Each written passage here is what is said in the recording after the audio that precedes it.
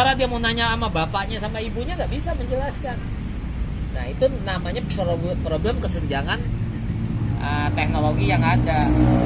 Disitulah problem-problem sosialnya muncul gitu loh. Nah tapi kita mencoba memetakan itu sebagai bagian dari ruang kesadaran akademik. Kita tuliskan dampak negatifnya seperti apa, dampak positifnya seperti apa gitu.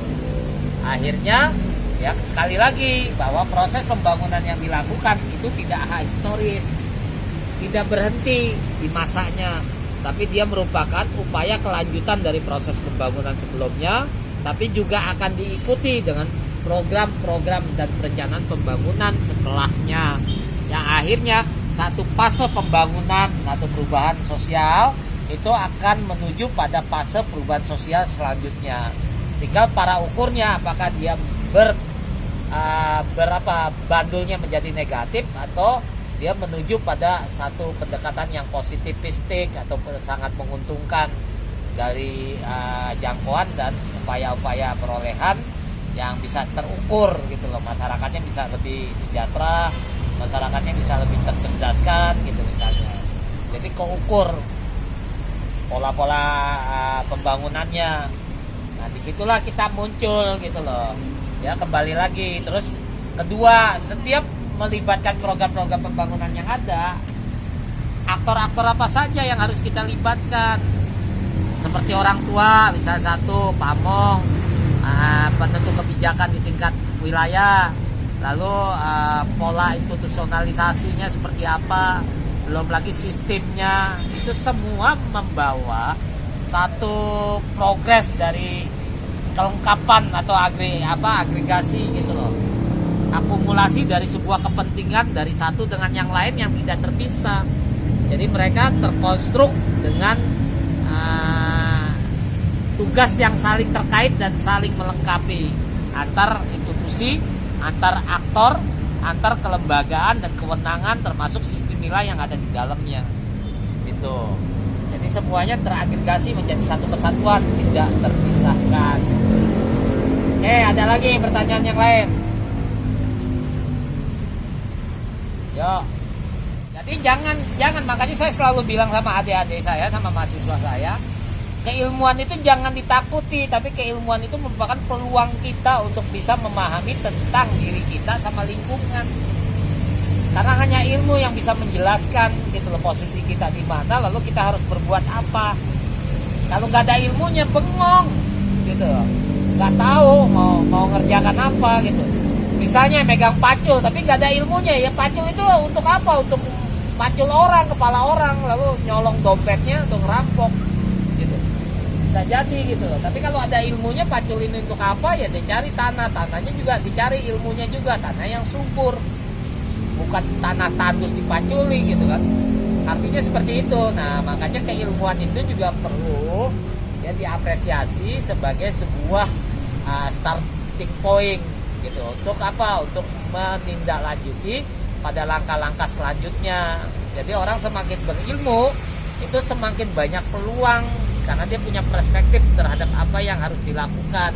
Nah disitulah perencanaan pembangunan itu hadir sebagai kemampuan analisis tadi, sosiologi pembangunan tadi, sebagai satu pendekatan yang akhirnya ya problem-problem sosialnya itu bisa dibicarakan sebelum pembangunan itu dilakukan, termasuk studi kelayakan awal atas program pembangunan sebelumnya, ini berdampak apa saja, itu kan bisa ditanya terhadap masyarakat yang alami, yang memang berjibaku dan menjadi korban terhadap progres pembangunan yang ada. Salah satu yang sangat ketara misalnya COVID-19, kalau kita tanya orang kota sama dengan orang desa, itu dua hal yang berbeda. Di kota kuliner masih jalan karena jumlah masanya masih banyak, tapi kalau di desa ya kita ngewarung nggak ada yang beli walaupun dikasih dana untuk buat warung, karena nggak ada orangnya gitu. Nah salah satunya adalah bagaimana nanam tanaman, bumbu-bumbu, lalu dia beli berasnya gitu kan. Nah bumbunya sudah ada, jadi hidup bertahan sebagaimana mestinya, sebagai kembali ke alam terbuka. Ya fasilitasnya kayak model film apa tuh di Cina itu, dia punya lahan tapi dia kreatif di situ, dia bangun, dia makan di situ sampai dia buat produksi, bagaimana membuat minuman dari tanaman yang dia tanam, bagaimana membuat kalau bahasa kita dari kacang kedelai menjadi toge, dari kacang kedelai menjadi tahu, dari kacang kedelai menjadi tauco gitu loh. Kira-kira begitu. Jadi ada semacam industrialisasi sebagai satu bentuk kreativitas. Tapi kan butuh lagi-lagi keilmuan yang memang menjadi perangkat yang mumpuni untuk bisa melakukan kreativitas yang bisa dilakukan oleh orang per orang sebagai upaya-upaya kemungkinan-kemungkinan tadi. Seperti itu ya. Oke ya.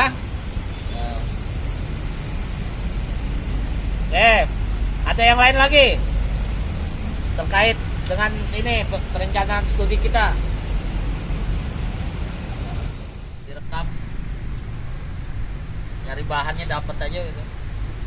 Nah ini salah satu nih, kalau nggak ada ilmunya kan nggak mungkin ngeliat peluang gitu. Iya. Ya, kembali lagi, peluang itu ada karena ilmunya ada. Ya. Jadi orang punya dana, kalau nggak punya kemampuan ya habis dibuat makan. Tapi ada orang nggak punya dana tapi dia punya keilmuan, ya dia cari dananya, siapa yang bisa kongsi, ya gitu. Kira-kira seperti itu.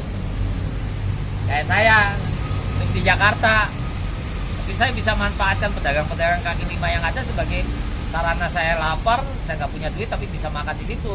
Cuman catat ya, gimana cara bisa nyatet itu di berbagai tempat. Gitu. Tapi itu kan bagian dari metode itu yang kita lakukan, dan di situ konsistensi kita. Kalau Hamdan bilang, Pak, waktunya Pak, ya memang konsistensi itu. Waktunya yang terjadwalkan, disitulah kita harus konsisten. Kalau enggak ya kita rubah waktunya. Gitu. Berdasarkan kemungkinan-kemungkinan yang bisa kita lakukan, tapi tidak berubah jadwal kita. Hanya cuman gitu, kita mempersiapkan dirinya pada waktu yang dimana kita senjang, tidak repot. Jadi kerepotan lebih tersebar, tidak numpuk dalam satu hari, tapi dia terdistribusi secara baik dan merata. Nah itu juga manajemen sebagai satu bentuk keilmuan. Untuk apa? Untuk mengatur tentang pembagian tugas dan waktu, sama kewenangan yang ada, siapa aktor-aktornya yang harus bertanggung jawab. Kalau semuanya bertanggung jawab pada diri kita, ya berarti kita harus memainkan peran ganda antara manajer, ya, pelaksana tugas, sama juga sebagai pengawas terhadap diri kita. Jadi numpuk tuh dalam diri kita menjadi 3 karakter, sebagai pelaksana tugas, sebagai orang yang mengatur, sekaligus juga sebagai pengawas. Nah yang mengawasi apa? Yang mengawasi tentang kedisiplinan waktu kita, tentang tugas-tugas yang memang sudah menjadi tanggung jawab kita secara pribadi. Nah membagi itu tuh susah tuh. Itu problem sosial juga bagi diri kita sebagai penentu, sebagai subjek dari sebuah perubahan yang ada, gitu. Ya. Oke ya. Halo. Anissa hilang lagi tuh. Oke, nanti saya kasih informasinya di WA. Jadi tolong didengarkan. Cari satu buku terkait dengan tema yang kalian bahas, yaitu tentang sosiologi pembangunan dan problem sosial. Bukunya bisa apa saja, tapi tidak sama antara satu orang dengan yang lain, berbeda ya. Jangan lupa pengarangnya, judul buku, penerbit, kota terbit, tahun terbit, sama jumlah halaman berapa. Nah data buku itu sebagai data sumber, lalu diresensi ya, berdasarkan tema bahasan yang memang dibutuhkan sama kita. Kira-kira apa saja di situ yang bisa kita angkat. Minimal itu ya kalau resensi itu sekitar 1.500 kata ya. Cukup. 1.500 kata cukup ya. Halo, Gus? Ya, sudah ya, 1.500 kata. Jadi cukup lah. Tapi kita dari baca resensi yang kita buat, akhirnya kita bisa menjelaskan tentang buku tersebut. Minimal ini pada halaman sekian nih, bicara tentang ini, kita bisa jelaskan. Jadi resensi itu sebetulnya semacam pensarahan untuk bagaimana kita bisa memahami terhadap inti buku tersebut, sebagai pintu masuk ya pada kita mau mengelaborasi tentang pemikiran si pengarangnya. Termasuk pengarangnya itu apa sih berpikirnya seperti ini. Syukur-syukur bisa ada buku pembandingnya. Jadi resensi itu tidak sekedar satu buku. Kalau memang ada 2 buku, buku tersebut satu sama lainnya memang berbeda, ya sudah, itu di ini aja diangkat sebagai pembanding dari beberapa pemikiran yang kontradiksi, tapi beberapa pemikiran yang bisa jadi sama.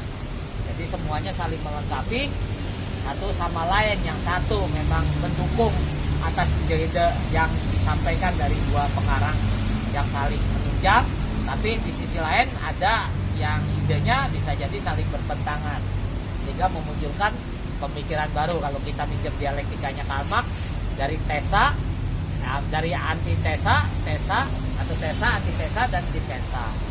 Gitu ya, dialektika historisnya itu tetap jalan, atau dialektika materialistiknya tetap jalan. Gitu, konsepnya seperti itu ya. Oke ya. Nah, itu tugas dicari, terus di list datanya, terus dikirimkan di WA satu-satu, nyambung aja. Yang pertama udah dapat buku tentang apa, tapi resensinya jalan. Resensi dikirimkan sebagai pertemuan ke-9 ya, di ruang ke-9. Jadi nanti saya rapikan, kalau sudah saya buka saya bilang gitu ya. Tapi dalam minggu ini ya, jangan sampai lebih dari 4-5 hari gitu ya. Kalau 6 hari ya berarti sampai ketemu Jumat depan lagi tuh. Dan kita selalu diberikan lindungan, bimbingan sama Allah Subhanahu wa taala